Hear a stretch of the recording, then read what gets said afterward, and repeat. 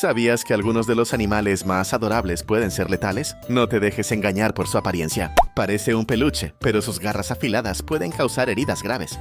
Pequeño y colorido, pero su veneno puede paralizarte en minutos. Si quieres que este lindo gatito sobreviva, dale like y suscríbete ahora. Gordo y tierno, ¿verdad? Pues es uno de los animales más agresivos y peligrosos de África. Sí, el cisne. Puede atacar con fuerza si siente que su territorio está en peligro. ¿Conoces otros animales peligrosamente adorables? Déjalo en los comentarios.